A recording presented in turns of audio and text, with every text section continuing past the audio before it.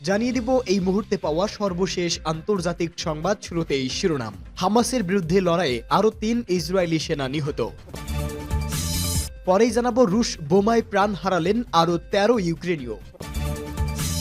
এদিকে এরদোয়ানের ব্যক্তিত্ব নিয়ে যা বললেন ট্রাম্প। জানাবো জ্বালানি সংকটে গাজার নাসের হাসপাতাল বন্ধ ঘোষণা। এবং সর্বশেষ জানাবো সিরিয়ার উপর থেকে কিছু নিষেধাজ্ঞা তুলে নিতে পারে ইউরোপীয় ইউনিয়ন। শুনছিলেন সংবাদ শিরোনাম, এবারে বিস্তারিত। হামাসের বিরুদ্ধে লড়াইয়ে আরও ৩ ইসরায়েলি সেনা নিহত। উত্তর গাজা উপত্যকায় ফিলিস্তিনি প্রতিরোধ আন্দোলন হামাসের বিরুদ্ধে লড়াইয়ে ৩ ইসরায়েলি সেনা নিহত হয়েছে। এছাড়া এই ঘটনায় আহত হয়েছে আরও ৩ জন। এই এলাকায় বেশ কয়েকদিন মারাত্মক যুদ্ধের মধ্যে সামরিক বাহিনী এই তথ্য জানালো। এক প্রতিবেদনে এই খবর দিয়েছে টাইমস অফ ইসরায়েল।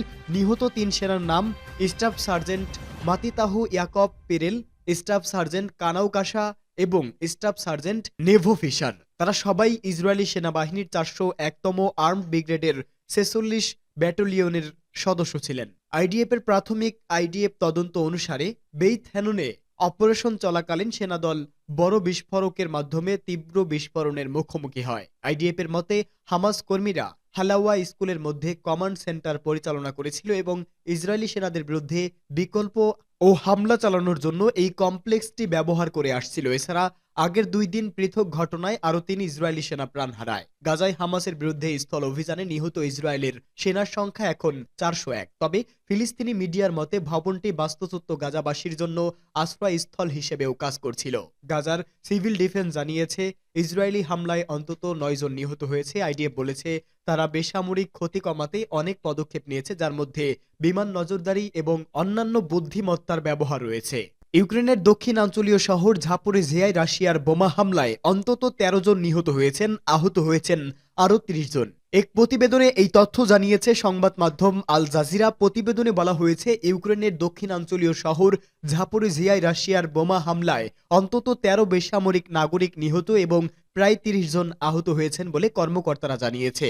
ইউক্রেনের প্রেসিডেন্ট ভ্লাদিমির জেলেনস্কি সামাজিক যোগাযোগ মাধ্যম এক্সে লিখেছেন, শহরে বিমান হামলার চেয়ে নৃশংস আর কিছুই নেই। সাধারণ বেসামরিক মানুষ ক্ষতিগ্রস্ত হবে জেনেও এই হামলা চালানো হয়েছে। এছাড়া তার একটি টেলিগ্রাম পোস্টে শহরের রাস্তায় আহত রক্তাক্ত বেসামরিক নাগরিকদের জরুরি সেবা কর্মীরা চিকিৎসা সেবা দিচ্ছেন এমন গ্রাফিক ফুটেজ দেখা গেছে। ইউক্রেনের প্রসিকিউটর জেনারেল কার্যালয় জানিয়েছে হামলায় বহু উঁচু আবাসিক ব্লক, শিল্প স্থাপনা এবং অন্যান্য অবকাঠামো ক্ষতিগ্রস্ত হয়েছে। ধ্বংস অবশেষ একটি ট্রাম ও বাসের উপর আছড়ে পড়ে। এর ভেতরে যাত্রীরা ছিলেন।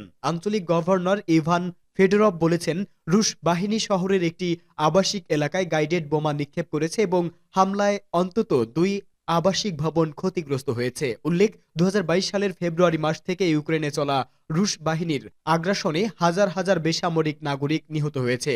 প্রায় ৩ বছর ধরে চলা এই যুদ্ধে ইউক্রেনের দোনেৎস্ক, লুহানস্ক, খেরসন ও জাপোরিজিয়ায় ৪টি প্রদেশের আঞ্চলিক দখল নিয়েছে রুশ বাহিনী।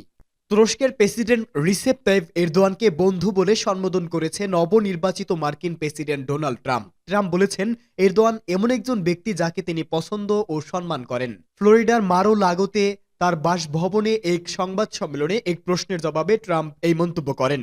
আনাদোলু এজেন্সির এক প্রতিবেদনে এই তথ্য জানানো হয়। সংবাদ সম্মেলনে ট্রাম্প সিরিয়ার পরিস্থিতি এবং এই অঞ্চলে তুরস্কের গুরুত্বপূর্ণ ভূমিকার উপর জোর দিয়ে পররাষ্ট্র নীতির মূল বিষয় তুলে ধরেন ট্রাম্প। নবনির্বাচিত মার্কিন প্রেসিডেন্ট মধ্যপ্রাচ্যে প্রধান শক্তি হিসাবে তুরস্কের আঞ্চলিক ভূমিকা ও এরদোয়ানের সঙ্গে তার ব্যক্তিগত সম্পর্ককে স্বাগত জানান। ট্রাম্প বলেন, আসাদ সরকারের পতনের পর সিরিয়ার ভবিষ্যৎ নির্ধারণে আঙ্কারা গুরুত্বপূর্ণ ভূমিকা পালন করছে। এদিকে সিরিয়ায় নতুন একটি রাজনৈতিক ব্যবস্থা গড়ে তোলা এবং যুদ্ধ বিধ্বস্ত দেশটি পুনর্গঠনে সহায়তার জন্য একটি রোডম্যাপ সম্মত হয়েছে ২ মুসলিম দেশ তুরস্ক ও জর্ডান। এজন্য তুরস্কের রাজধানী আঙ্কারায় দেশটির পররাষ্ট্রমন্ত্রী হাকান ফিদান, প্রতিরক্ষা মন্ত্রী ইয়াসার গুলার, জর্ডানের পররাষ্ট্রমন্ত্রী আইমান সাফাদির সঙ্গে বৈঠক করেছেন। বৈঠকের পর হাকান ফিদান বলেন, আমরা আমাদের সিরীয় ভাইদের একটি রোডম্যাপের মাধ্যমে সাহায্য করার জন্য একসঙ্গে কাজ করার সিদ্ধান্ত নিয়েছি। তুরস্ক ও জর্ডান কর্তৃপক্ষ সিরিয়ার উন্নয়নের পরিবহন, জ্বালানি, খাদ্য নিরাপত্তা এবং